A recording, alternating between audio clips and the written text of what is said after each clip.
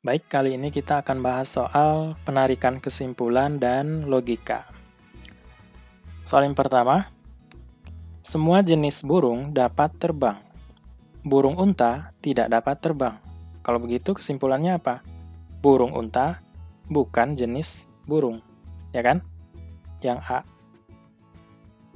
Atau, kayak gini, kalau ada kata yang sama, kita coret aja. Dapat terbang. Ini dapat terbang. Maka kesimpulannya adalah burung unta tidak jenis burung. Atau kalau kita perbaiki kalimatnya, burung unta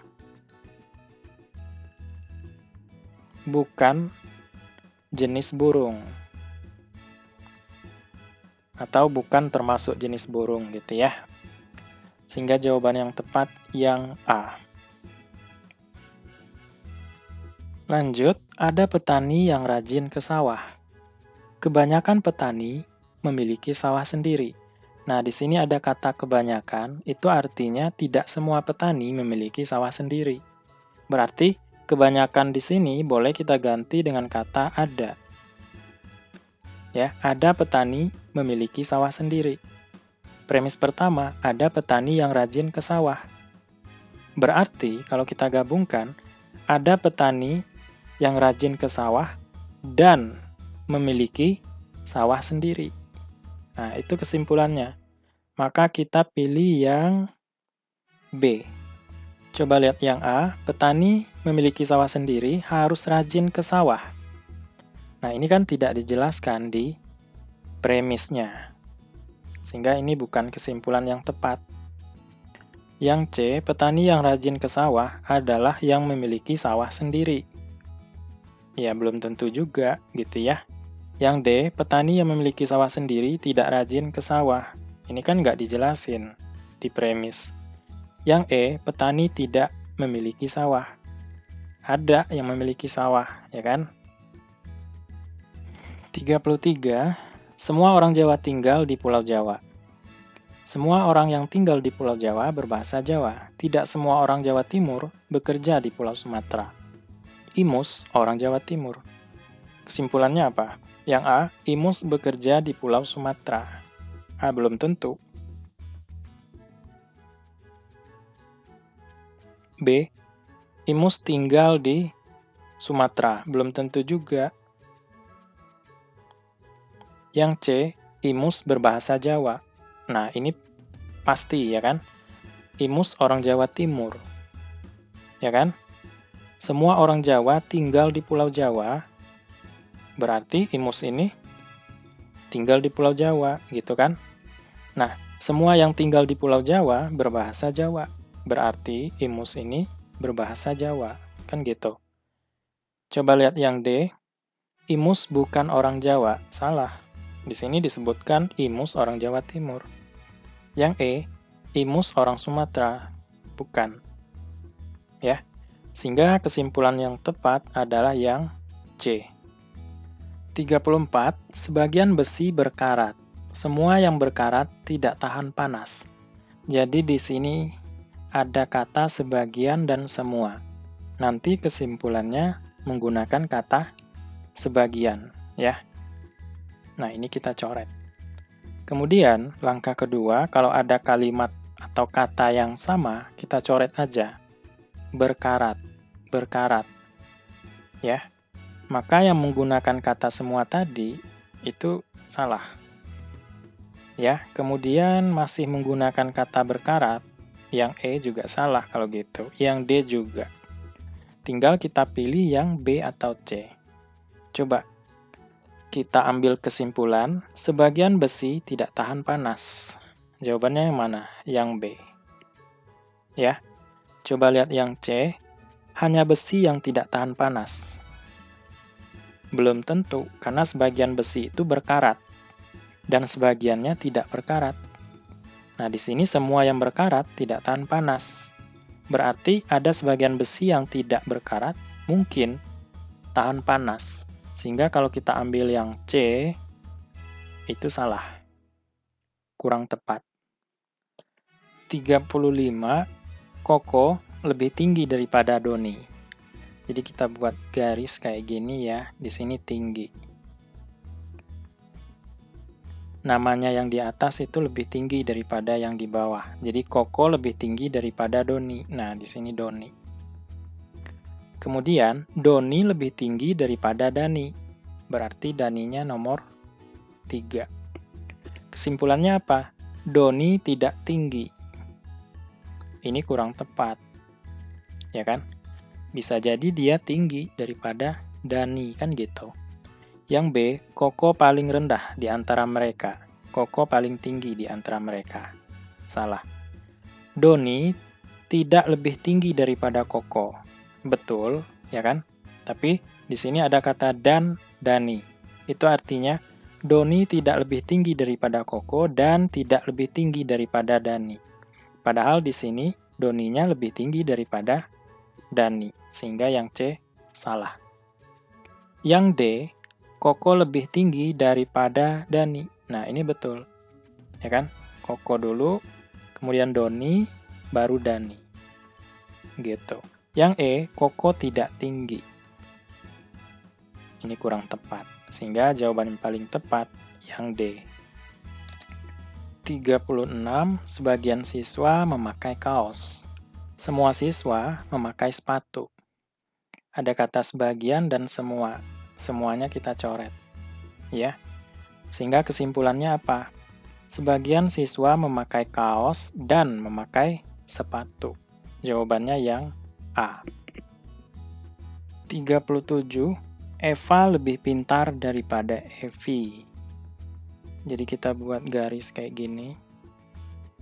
Ya, yang paling atas itu adalah yang paling pintar. Eva lebih pintar daripada Evi. Jadi Eva-nya di atas, baru Evi di bawah. Ya kan? Evi tidak lebih pintar daripada Eka. Artinya Eka lebih pintar daripada Evi. Berarti Eka-nya di sini. Nomor 2. Kesimpulannya, Eva paling pintar di antara mereka. Betul kan? Yang A ya? Yang A. Yang B, coba lihat. Eka lebih pintar daripada Evi dan Eva. Salah ya? Karena yang paling pintar itu adalah Eva. C, Eka tidak pintar. Salah. D, Eva tidak pintar. Salah juga. Yang E, kesimpulan A, B, C, dan D tidak ada yang benar. Salah. Yang benar yang A. 38. Semua tanaman berdaun hijau. Sebagian tanaman dapat berbuah. Ada kata semua, ada kata sebagian. Maka kesimpulannya nanti menggunakan kata sebagian. Dan sebagian itu setara juga dengan kata ada. Beberapa. Kebanyakan. Apalagi?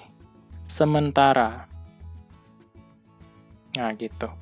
Ya, maka kita coret semuanya.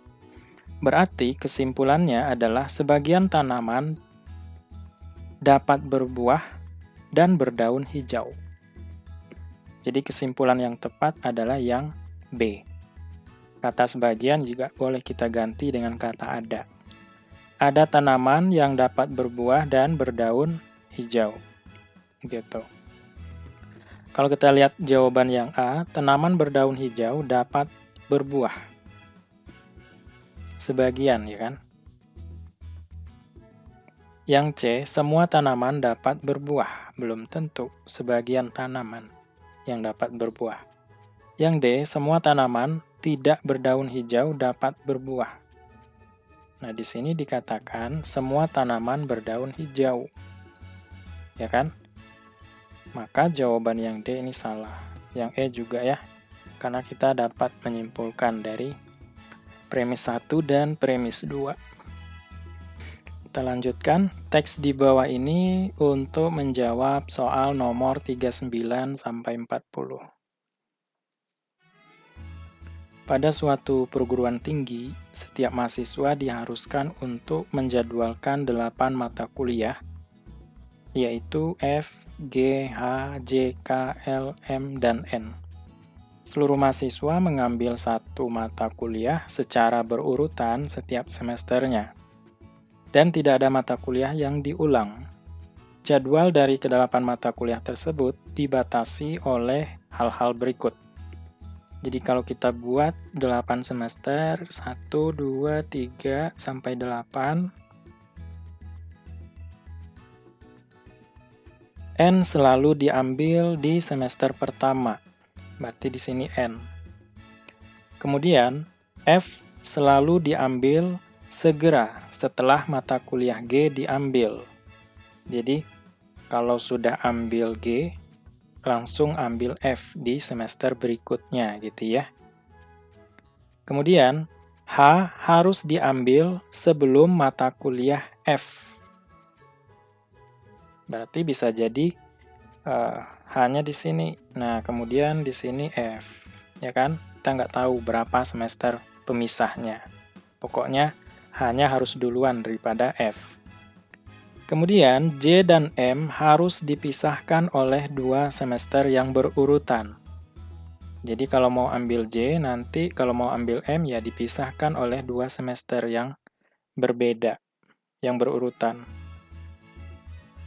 Gitu. Kita baca pertanyaan 39. Semester paling cepat yang dapat digunakan oleh mahasiswa untuk mengambil mata kuliah F adalah semester berapa? Ingat, kalau ambil F berarti sebelum ambil F ada mata kuliah H. Kemudian di atasnya ada N, ya kan? Kemudian sebelumnya ada G, nah baru F. Ya kan? Karena H harus duluan daripada F. G juga duluan daripada F. Sedangkan N di semester pertama, maka paling cepat ambil mata kuliah F adalah di semester 4. Ini kan 1, 2, 3, 4. Jawabannya yang B. 40. Apabila J diambil pada semester 4, maka G harus diambil pada semester berapa? Di sini kita taruh J, maka M-nya di semester berapa? Iya, semester 7. Karena mereka dipisahkan oleh 2 semester yang berurutan. Nah, kita coba misalnya. Kalau kita ambil G di semester 2, boleh nggak? Nggak bisa. Karena setelah G harus F, sedangkan F itu sebelumnya harus ambil H. Ya kan? Kalau kita taruh G di semester 3, nggak bisa juga. Karena setelah G harus diambil F. Nah, kalau di sini, setelah G, J. Nggak bisa, ya kan? Nah, yang bisa di semester berapa? Di semester 5. Di sini G. Baru di sini F, ya kan? Karena mereka harus berurutan. Sehingga jawaban yang tepat adalah yang C. Kita teruskan teks di bawah ini untuk menjawab soal nomor 41 sampai 42. Kita baca teksnya dulu. Dodi seorang anak yatim. Dia memiliki kucing kesayangan yang dinamakan Didi. Dodi dan Didi kemana-mana sering berdua, bagaikan kakak beradik. Di sekolah, Dodi sangat disayangi oleh Bu Rina. Di antara seluruh murid kelas 1 SD, Bu Rina paling menyayangi Dodi karena selain sudah yatim, dia juga anak bungsu dan berwajah imut. Tony adalah teman paling akrab Dodi. Meski tidak seangkatan, mereka berdua sangat akrab dan sering bermain di sungai dan sawah bersama. Tony sering mengolok-olok Dodi sebagai anak manja, tapi itu hanya gurauan dan Dodi menerima hal itu.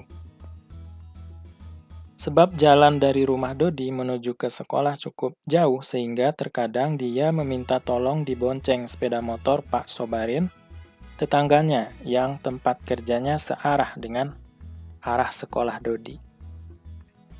Soal ke-41, mana yang mungkin terjadi? Yang A, Tony dan Dodi sering berkelahi karena Tony suka mengolok-olok Dodi. Bukan ya, di sini disebutkan Tony sering mengolok-olok Dodi sebagai anak manja, tapi itu hanya gurauan dan Dodi menerima hal itu. Yang B, Tony suka mengejek Dodi sehingga Dodi sangat membencinya. Tidak juga. Yang C, Dodi tidak disukai teman-teman kelasnya karena berwajah galak. Enggak ya, wajahnya imut. Yang D, rumah Dodi dan Pak Sobarin berada 4 km di sebelah selatan sekolah Dodi. Sedangkan tempat kerja Pak Sobarin berada 2 km di sebelah utara sekolah Dodi. Nah, ini mungkin ya kan? Karena tadi Dodi meminta tolong dibonceng sepeda motor Pak Sobarin. Lihat yang E. Bu Rina lebih menyukai anak sulung karena anak sulung lebih memiliki tanggung jawab besar daripada anak bungsu. Bu Rina paling menyayangi Dodi karena selain sudah yatim, dia juga anak bungsu, bukan anak sulung ya. Sehingga jawaban yang tepat adalah yang D. 42. Mana yang mungkin terjadi? Yang A, Ibu Dodi sudah meninggal dunia setelah sakit parah dan dirawat di rumah sakit selama 2 tahun belakangan ini. Enggak ya? Karena nggak disebutin di teks, ya kan? Yang B, Tony adalah murid kelas 2 SD di sekolah Dodi. Nah, di sini disebutkan bahwa Tony adalah teman paling akrab Dodi. Meski tidak seangkatan, bisa jadi Tony itu di kelas 2 SD, kan gitu. Nah, ini mungkin terjadi yang B. Kita lihat yang C, di sekolah ada teman Dodi bernama Nina dan Dina yang paling disayang Bu Rina karena keduanya adalah anak kembar yang berwajah sangat manis. Enggak ya? Enggak ada di teks yang menyebutkan yang ada anak kembar. Yang D, Dodi anak yang sangat manja. Nah, ini enggak juga. Yang E, Doni tidak suka kakinya terkena lumpur sawah karena susah dibersihkan. Tadi Dodi senang, sering bermain di sungai dan di sawah. Berarti dia tidak takut lumpur sawah kalau begitu kan? Nah, ini nggak mungkin terjadi. Sehingga jawaban yang paling tepat ya yang B. Lanjut, teks di bawah ini untuk menjawab soal nomor 43 dan 44. Terdapat 6 orang siswa, yaitu Piko, Cory, Rina, Sony, Tio, Upik, sedang mengantri di sebuah bank. Piko tepat berada di belakang Sony. Nah, berarti di sini Sony. Nah, belakangnya adalah Piko. Nah, kita buat aja urutannya. 1, 2, 3, 4, 5, 6. Cory ada di depan Tio dan hanya dipisah oleh satu siswa lain. Cory ada di depan Tio. Berarti di sini Cory, ini Tio. Dan dipisahkan oleh satu siswa. Sony ada di depan Cory. Nah, berarti di sini di depan Cory berarti ada Sony. Nah, ini kita pindahkan aja di sini. Gitu ya. Upik hanya di urutan paling depan atau paling belakang. 43. Jika Cory berada di urutan ketiga, ini Cory, maka pernyataan yang benar adalah maka kita harus buat Sony itu di depan Cory tadi ya kan. Berarti kayak gini. Kemudian Tio-nya di urutan ke-5. Nah, di sini berarti Rina. Di sini Upi. Karena Upi itu boleh paling depan atau paling belakang. Maka pernyataan yang benar adalah yang A, Rina di urutan ke-4. Nah, betul. B, Piko di urutan ke-5. Salah ya? Oke. Jadi jawaban yang tepat adalah yang A. 44. Jika Upi paling depan, maka, nah kita buat, berarti di sini Upi, ya. Berarti ya tinggal kita geser ini ke bawah ya. S, P, Q, R, T. Maka apa? Rina di urutan ke-4. Betul nggak? Salah ya. Ini 1, 2, 3, 4, 5, 6. Jawaban A salah. Yang B, Piko di urutan kelima, salah. Urutan kelima adalah Rina. C, Tio di urutan ketiga, salah. Urutan ketiga adalah Piko. D, Sony di urutan kedua. Nah, ini baru benar. Yang E, Kori di urutan kedua, salah. Maka jawabannya yang D. 45, Weni, Bina, Heri, Santi, dan Jamie adalah pelajar SMA. Dalam ulangan matematika beberapa kali ini, nilai Weni selalu lebih tinggi daripada nilai Heri. Kalau kita buat garis, ya ini Weni, ini Heri, ya yang di atas itu lebih tinggi. Kemudian nilai Weni selalu lebih tinggi daripada nilai Heri, udah. Nilai Bina tidak lebih tinggi daripada nilai Santi dan Jamie. Berarti di sini ada Bina, nilainya tidak lebih tinggi daripada nilai Santi dan Jamie. Nah, ini Santi, ini Jamie. Boleh juga Santi yang duluan baru Jamie. Kan kita nggak tahu urutannya. Jika nilai Heri lebih tinggi dari nilai Jamie, pernyataan yang benar adalah, nah ini kan sudah, Herinya lebih tinggi daripada Jamie. Mau ditaruh di sini pun, juga nilai Heri lebih tinggi daripada nilai Jamie. Pernyataan yang benar adalah yang A, nilai Weni tidak lebih tinggi daripada nilai Santi. Salah ya, Weni itu paling tinggi. Yang B, belum tentu nilai Santi lebih tinggi daripada nilai Jamie. Nah, ini betul. Bisa jadi Santinya lebih tinggi atau lebih rendah daripada Jamie. Gitu ya. Yang C, nilai Bina lebih tinggi daripada nilai Heri. Salah ya. Nilai Bina itu adalah paling rendah. Yang D juga salah, ya kan? Nilai Bina lebih tinggi daripada nilai Santi. Yang E salah, karena kita dapat menyimpulkan. Sehingga jawaban yang tepat untuk soal ini adalah yang B.